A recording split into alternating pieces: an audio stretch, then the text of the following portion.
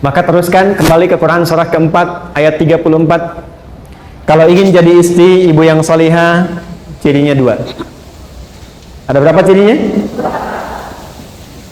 Fassalihatu. Tadi kan ar-rijalu kan? Sekarang fassalihatu. Maka istri-istri yang solihah itu ciri pokoknya dua. Qanitatun. Ciri pertama qanitat, jamak dari kata qanita. Bahkan saking inginnya ada ibu yang memberi anaknya namanya qanita. Apa artinya qanita? Ya, itu terjemahan kan ya. Baik. Qanita itu sifatnya kunut, berarti doa kunut itu doa taat dia. Baik. Qanitat artinya kepatuhan yang total kepada Allah, itu dasarnya. Yang kedua yang agak tidak mudah nih, sekarang bisa terjadi. Hafizatun lil ghaibi bima hafizallah. Istri yang salihah, dia mampu menutup, menjaga aib rumah tangga, khususnya suaminya, terutama ketika tidak sedang bersamanya. Karena Allah sudah tutupi. Bima hafizallah. Mampu menjaga aib rumah tangga, khususnya suaminya, terutama ketika tidak sedang bersamanya, karena Allah sudah tutupi. Bismillahirrahmanirrahim. Assalamualaikum warahmatullahi wabarakatuh. Ibu ke masjid boleh tidak? Boleh. Dengan syarat tempatnya ada khusus, aman dari fitnah, dan tidak melalaikan kewajiban di rumah tangga. Ada anak minta ASI pada ibu, ibu nggak boleh. Sebentar ya, mama subuh 2 rakaat, bentar balik lagi. Nggak bisa, dosa malah. Ibu sholat di rumah, dan ketika sholat di rumah demi memenuhi kebutuhan yang di rumah juga, itu sama nilainya dengan suami yang ke masjid. Nilainya sama. Yang mau saya katakan, urusan akhirat saja tidak mengabaikan konteks kehidupan rumah tangga, apalagi cuma urusan dunia. Jadi mulai hari ini, keluar dari sini, pakaian tata dengan baik. Cek di rumah apa yang belum tuntas. Karena sesukses-sukses anaknya, ketika anak sukses hebat apapun, perintah pertama Al-Quran, hey, jangan dulu bagi dengan yang lain. Bagi dengan ibumu dulu. Bagi dengan ibumu dulu. Minimal doakan ibumu, doakan ayahmu. Itu yang di Quran surah 46, ayat 15 itu. Tapi ibu yang bagaimana yang mesti diberi perhatian? Ayah yang bagaimana yang mendapatkan itu semua? Jangan sampai tidak terjadi semua itu. Adalah ibu yang justru bisa memberikan waktunya untuk membuat anaknya sukses di kemudian hari. Dan itu tidak mungkin terjadi kalau di rumahnya berkurang waktunya hanya untuk keluar. Tidak disalahkan ketika keluar, tapi bagi sehingga tidak meninggalkan yang pokok. Saya tutup yang terakhir. Ibu mau jadi perempuan solihah? Alhamdulillah. Yang mau? Ya, insya Allah katakan amin. Alhamdulillah. Maka teruskan kembali ke Quran surah keempat ayat 34. Kalau ingin jadi istri ibu yang solihah, cirinya dua. Ada berapa cirinya? Fassalihatu. Tadi kan ar-rijalu kan? Sekarang fassalihatu. Maka istri-istri yang solihah itu ciri pokoknya dua. Qanitatun. Ciri pertama qanitat, jamak dari kata qanita. Bahkan saking inginnya ada ibu yang memberi anaknya namanya qanita. Apa artinya qanita? Ya, itu terjemahan kan ya. Baik. Qanita itu sifatnya kunut, berarti doa kunut itu doa taat dia. Baik. Qanitat artinya kepatuhan yang total kepada Allah, itu dasarnya. Asalnya itu. Nanti kalau dibawa ke aspek-aspek ibadah atau rumah tangga, maknanya menjadi luas. Contoh, kalau sholat, tanda patuhnya kita kepada Allah, itu ditunaikan dengan khusyuk. Nah, khusyuk itu kadang disebut oleh Quran dengan qanitun, jamaknya qanitin. Dari kata qanita.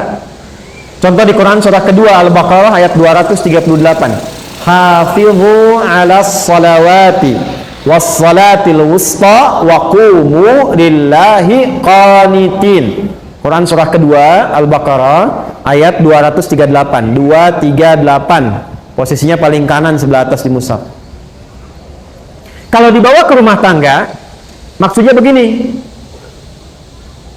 Kepatuhan kepada Allah dengan cara menaati suami sepanjang tidak menyalahi ketentuan Allah. Saya ulang ya, ibu jangan senyum dulu tuh.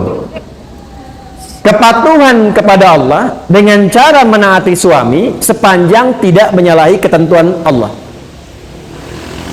Awas bu ya. Ini yang pokok untuk perempuan solihah nih, istri solihah.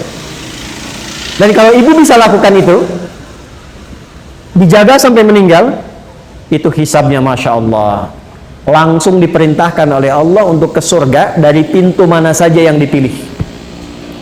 Nggak cukup dengan amin, bacakan dulu hadisnya ya. Lihat sini, perhatikan. Idza shallatil mar'atu salataha, kalau ada seorang perempuan cuman sholat fardu selama hidupnya, nggak pernah sholat sunnah, nggak pernah tahajud, nggak pernah duha, nggak pernah syuruk dan sebagainya. Wasamat samaha, dan hanya puasa wajib saja, Ramadan saja, nggak pernah Senin Kamis, nggak pernah ayamul bid. Wa ata'at zaujaha, tapi dia patuh pada suaminya, taat dalam rangka mematuhi Allah. Perhatikan. Wa hafizat farjaha, dan menjaga diri tidak selingkuh. Qila laha yaumal qiyamati, akan dikatakan kepadanya saat hisab, udkhulil jannata min haitsu syi'ti, langsung aja masuk surga dari pintu manapun yang kau kehendaki. Hadisnya sahih. Rawahu Tirmidzi, hadis riwayat Imam At-Tirmidzi, hadisnya sahih. Jadi kalau suami meminta ibu pada kebaikan, ibu taati, bukan lihat suaminya karena menaati Allah, itu nilainya tinggi di hadapan Allah, Bu. Contoh gini, mah pergi pengajian ya, Ustaz Fulan misalnya, bagus tuh, insya Allah ya siap berangkat, itu kalimat itu nilainya tinggi di hadapan Allah. Mah berjilbab ya, insya Allah siap. Mah anak-anak masuk sekolah tahfidz aja deh, insya Allah. Itu ketika direspon tinggi nilainya. Jelas? Tapi saat memerintahkan kepada yang tidak baik, ibu boleh menolak. Saya ulang ya, boleh menolak, cuma kalimatnya belum selesai. Menolak dengan cara yang baik. Ingat yang pemimpin itu siapa? Suami. Contoh, mah lepas dulu jilbabnya ya, papa ada family gathering, yang lain nggak pakai jilbab, papa nggak enak. Sebentar aja, cuma 30 menit, dari itu pakai lagi. Ibu kalau jawabnya apa? Tahu nggak pak? Ini, itu rame itu.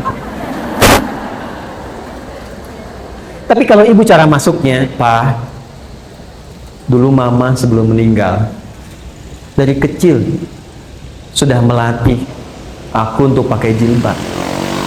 Nah, aku niatkan pakai jilbab ini diantara amalan yang jariahnya insya Allah sampai ke mama ke papa. Kalau dilepas 30 menit dan di saat itu kemudian aku wafat, meninggal dalam keadaan tidak berjilbab, kira-kira bagaimana di hadapan Allah?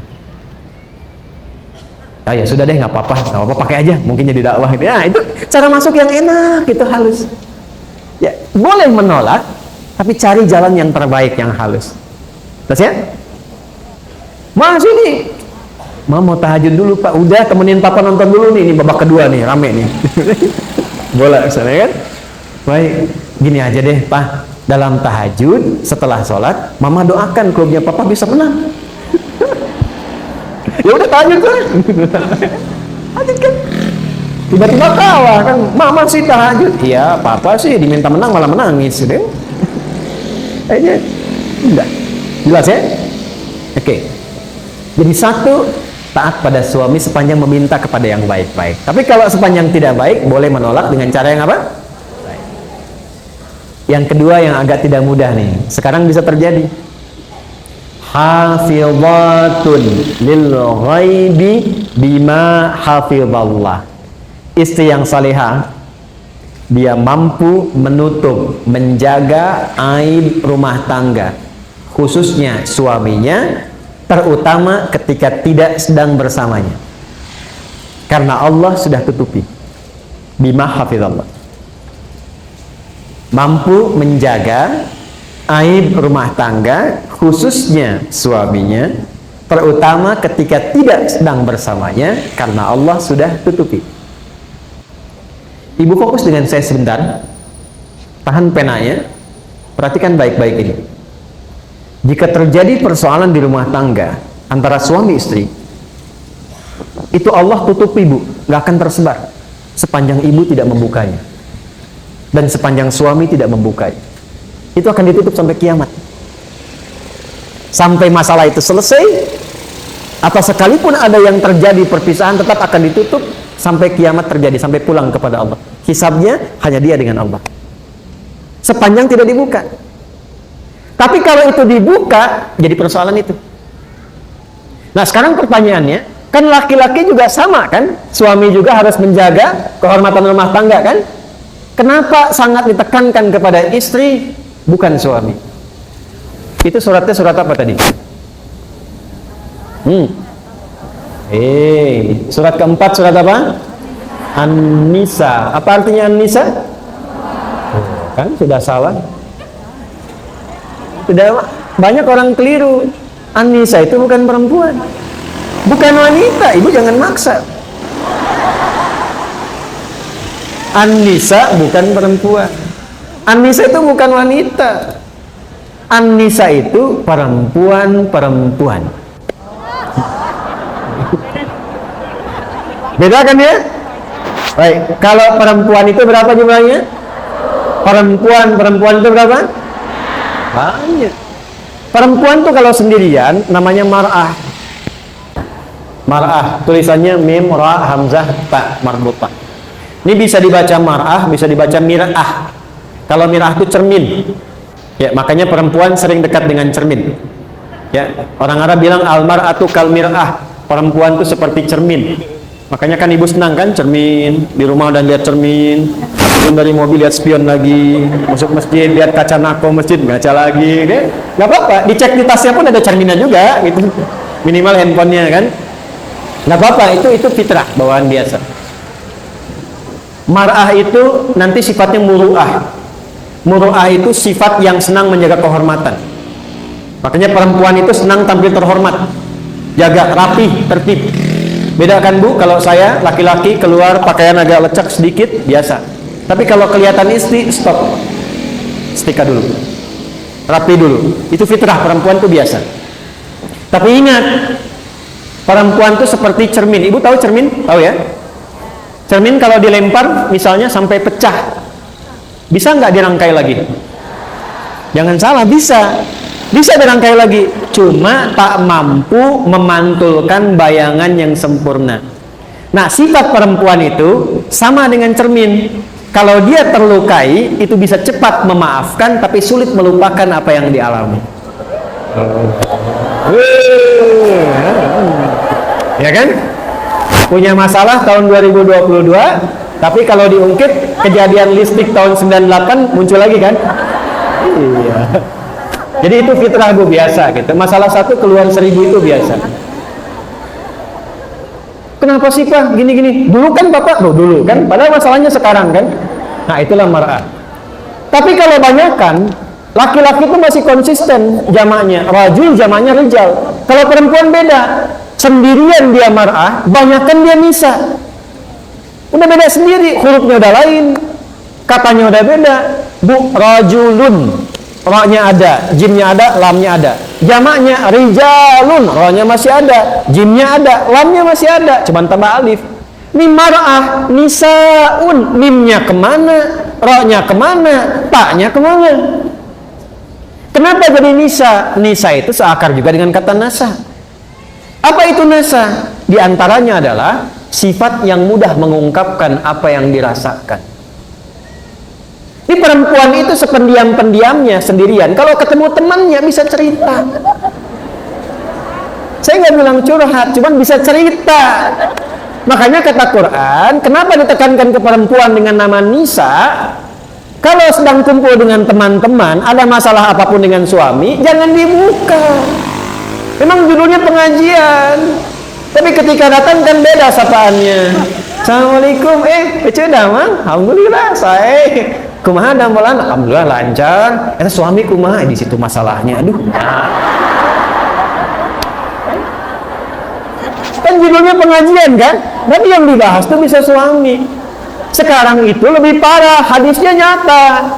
Belum datang ke pengajian, udah bikin status. Tuh. Itu baru keluar kawan, udah dibikin. Aku tidak mengira engkau tidak seperti aku duga.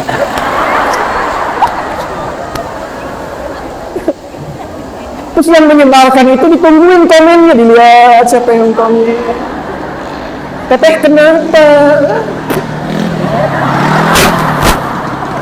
Paham ya? Itu terjadi tidak? Halo, terjadi tidak? Pakai jilbab aja bikin status. Sudah sampai TSM, tinggal menunggu Ustadz. Ayo, ayo. Tuh, kan? Hadisnya betul tidak? Qurannya betul tidak? Berarti ibu semua butuh healing. Kan? Jelas ya? Tuh. Itu tuh sederhana Bu, tapi dalam sekali. Dan itu nanti di Ali Imran tuh lebih dalam lagi. Akan membuat kalau itu dipertahankan, boleh kok Bu. Pasang status itu boleh. Ibu kalau di situ setiap hari cantumkan satu hadis tentang perempuan, ayat tentang perempuan, dibaca oleh teman ibu jadi pahala. Ya. Tapi kalau TSN mendung langsung bikin status, apa gitu? Itu kata Quran tipikal orang sakit. Wa idza ja'ahum amrun minal amni awil khaufi adza'u bih. Dan tipikal orang yang kurang sehat itu, yang butuh healing itu, apapun situasi yang dialami dia langsung broadcast. Bahasa Quran. Jajan bakso enak broadcast. Kurang bayar broadcast. Ini awis bakso di dia ayeuna ceklik di Instagram tuh muncul, betul kan? Tuh butuh healing semua tuh. Paham ya sampai sini ya? Apa obatnya?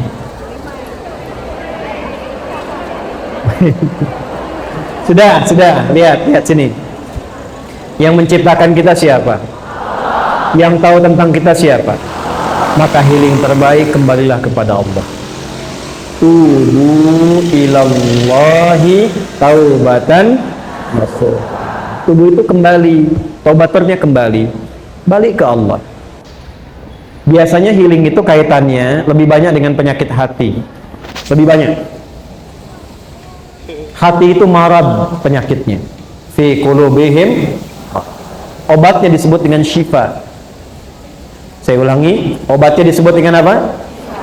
Maka kalau ingin mendapatkan healing, kembali kepada Allah mencari syifa, maka cari ayat-ayat dalam Al-Quran yang terkait dengan syifa. Contoh, buka Quran surat 17, ini penutup di akhir, ayat ke-82, Quran surah 17 ayat 82. Wa nunazzilu minal Qur'ani ma huwa shifaa'un wa rahmatun lil mu'minin. Wa nunazzilu minal Qur'ani ma huwa shifaa'un wa rahmatun lil mu'minin wa la yazidul zalimina illa khasara. Dan kata Allah, demi keagunganku aku turunkan ayat-ayat Quran itu menjadi syifa. Maaf Bu, Ibu, Bu, Quran itu syifa, Qurannya sendiri syifa. Jadi kalau sedang gelisah, ada persoalan, curhatnya ke Allah Bu. Nabi Yakub tahu? Pernah dengar Nabi Yakub? Ayahnya siapa? Nabi Yakub ayahnya siapa? Nabi Yusuf. Punya masalah dengan anak-anaknya yang punya masalah, curhat. Beliau curhat. Curhatnya pada siapa? Innama ashku bathi wa huzni ilallah. Sama Allah. Ibu bangun tahajud, minta sama Allah. Minta anaknya disentuh, berikan kebaikan, kemuliaan, itu akan cepat. Dan kalau curhat ke Allah pun jangan dibikin status di media sosial. Tolong aminkan ya. Nah, yang suka like ya. Salat 2013, sekitar 2012-2013, saya awal-awal pulang dari Tripoli. Ini kisah nyata. Seorang ibu datang dari kejauhan, wajahnya sendu, air matanya hampir tak terbendung. Beliau datang, Ustaz, anak, bahasa kita yang paling gampangnya, anak saya yang saya kandung, saya lahirkan, sulit sholatnya. Bagaimana amalannya? Dah bu, dah lama tidak? Cukup lama. Ibu dah ingatkan berkali-kali. Ibu pulang sekarang. Malam ibu sholat, tapi di samping tempat tidur anak ibu. Ibu bermohon kepada Allah, minta aja dengan bahasa ibu, ya Allah, ini anak yang kau titipkan kepadaku, dilahirkan di rahimku, dipertanggungjawabkan olehku sampai dengan aku berpulang. Mohon jadikan ya anak yang soleh, rajin menunaikan sholat, dan ringankan hisabku di akhirat nanti di hari kiamat. Ibu minta aja, ntar hari ketiga ibu kesini lagi. Nggak usah diingatkan lagi, ibu nggak usah bilang sama anak, lakukan itu aja. Hari ketiga pulang sini lagi datang. Tahu apa yang terjadi? Ini kisah nyata, saya tidak menceritakan yang fiktif. Hari ketiga, pagi-pagi sekitar jam 7 kurang sedikit, dari kejauhan panggilan begitu kencang, Ustadz, bawa nasi uduk. Anak saya udah sholat, kok bisa bu? Jadi tepat di malam yang ketiga itu, anaknya bangun, dia berdiri, langsung dia kejar, dia peluk ibunya, dia menangis. Mama, maafkan aku, katanya kan. Maafkan aku. Ibunya pun ikut nangis.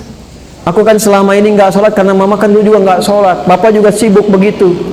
Keluarlah kalimat itu. Maka keduanya saling bermaafan, saling berpelukan dan sebagainya. Di situ berjanji anaknya untuk menunaikan sholat. Bahkan datanglah kalian ke pesantren, kami siapkan murid untuk membimbing. Dia bukan hanya sholat tapi menghafal Quran. Sejak saya tinggalkan itu sudah 3 juz, mungkin sekarang sudah 30 juz. Dari anak yang tidak sholat menjadi penghafal Quran. Itu. Ini banyak sekali persoalan yang healingnya itu justru saat dihempaskan di atas sajadah itu, bukan saat dihempaskan di media sosial. Ya, jadi kalau ibu mau curhat, cari yang solutif. Minta kembali kepada Allah. Ibu punya masalah dengan suami, wudu, ambil mushaf, baca Quran. Setidaknya ada ketenangan. Kalau sudah hati tenang, komunikasinya enak. Kadang-kadang nggak pernah tuntas itu karena dibawa dengan kegelisahan. Akhirnya yang muncul ego, yang muncul kehebatan, lupa kalau dua-duanya itu hamba yang akan berpulang kembali pada Allah Subhanahu wa Ta'ala. Jadi healingnya gunakan dengan pemilik kita, kembali kepada Allah, bangun konektivitas, dekati Allah Subhanahu wa Ta'ala. Kita punya sholat, kita punya Quran, ya, kita punya doa, gunakan semua itu untuk membangun konektivitas kepada Allah. Membangun koneksi disebut dengan zikir namanya. Sebut dengan apa? Maka semua amalan tadi di Quran disebut dengan zikir. Karena itu nanti ada zikir-zikir khusus bu, yang menenangkan hati itu. Ya muqallibal qulub, tsabbit qulubana ala dinik, ala imanik, alal islam, dan zikir-zikir yang lainnya. Minimal bu ya, bu, rajin istighfar. Ini amalan saya ijazahkan dari Quran. Menjelang subuh, bangun sebelum subuh, misalnya 5 menit sebelum subuh aja, rajin istighfar. Itu Allah akan jaga. Insya Allah dijaga, hartanya stabil, anaknya sehat. Karena itu janji Allah di Quran surat Nuh. Faqultu astaghfiru rabbakum innahu kana ghaffara yursilis samaa 'alaikum midrara wa yumdidkum bi amwalin wa banina. Jadi anak akan dijaga, suami dijaga, harta dijaga, kehidupan berkah, nyaman. Dan kenapa sebelum subuh? Itu amanah di Quran surah 51 di ayat ke-18. Wabil ashari hum yastaghfirun. Siap bu ya? Baik, siap diamalkan? Baik. Siap untuk diamalkan? Baik. Saya ingin coba berikan yang terakhir. Saya berikan doa, insya Allah kalau ibu amalkan ini singkat padat. Tapi kalau ibu bisa amalkan, insya Allah akan cepat berubah. Ya. Allahumma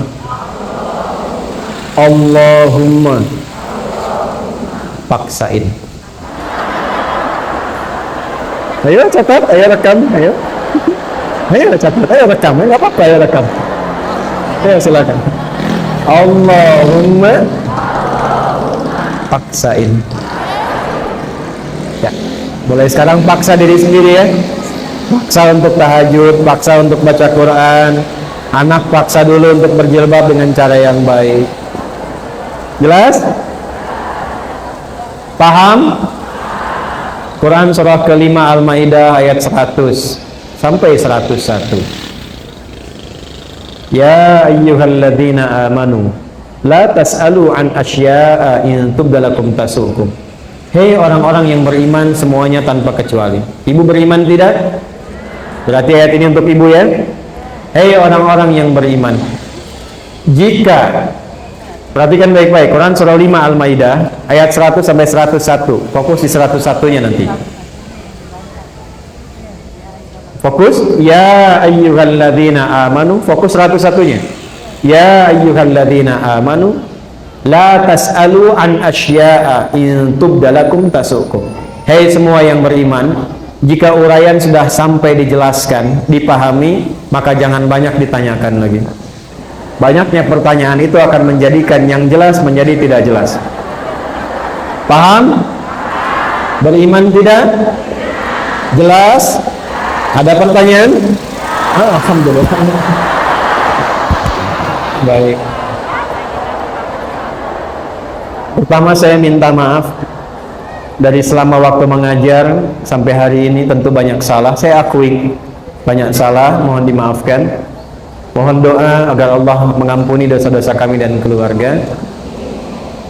Kemudian terima kasih atas doa-doa ibu sekalian, bapak juga mungkin ada di luar. Kami dikaruniai anak yang kelima, anak perempuan namanya Amira Rafi'ati Muslimah. Rafi'ah Muslimah itu dua neneknya disatukan, gitu ya. Amira putri kecilku, mudah-mudahan taat kepada Allah dan ditinggikan derajatnya dan akan akikah. Jadi esok subuh itu saya harus segera kembali karena pada subuh akan proses akikah. Saya tahnik dan saya ke Bandung lagi untuk pembukaan acara jam 10 besok. Karena itu, apa hubungan dengan taklim hari ini? Maksud saya akan langsung mohon izin untuk bersiap untuk kembali ke Bekasi, dan kita akhiri dengan doa. Mudah-mudahan dengan doa ini healing yang kita harapkan diberikan cepat oleh Allah Subhanahu wa taala. Alhamdulillahirabbil alamin, arrahmanir rahim, maliki yaumiddin, iyyaka na'budu wa iyyaka nasta'in, ihdinas siratal mustaqim, siratal ladzina an'amta 'alaihim ghairil maghdubi 'alaihim waladdallin. Allahumma salli wa sallim wa barik ala habibikal karim wa rasulikal mustafa al-amin sayyidina Muhammadin wa ala alihi wa sahbihi ajma'in. Allahumma rabbana la tada' lana fi maqamina hadha wa fi kulli maqam dhanban illa ghafartah. Ya Allah, jika di masjid ini atau di sekitarnya ada hambamu yang dilumuri oleh dosa sebesar apapun, jangan biarkan dia pulang sebelum Kau ampuni dosa-dosanya. Wala hamman illa farajtah. Jika ada di antara kami yang tengah merasakan kegelisahan dalam hidupnya, jangan biarkan dia pulang kecuali Engkau telah tenangkan keadaan hati. Wala asiran illa yassartah. Ya Allah, Engkau maha mengetahui. Di antara kami boleh jadi dia datang membawa kesulitan, baik di rumah tangganya, kehidupan sosialnya, pekerjaannya. Dengan keikhlasan ibadah dan niatnya, maka mohon ya Allah, hilangkan, angkat, dan jadikan kesulitannya berubah menjadi kemudahan. Allahumma wala maridan illa syafaitah. Jika ada di antara kami atau kerabat kami, keluarga kami, ya Allah, Engkau uji dengan penyakit seberat apapun, maka mohon angkat dan sembuhkan penyakitnya.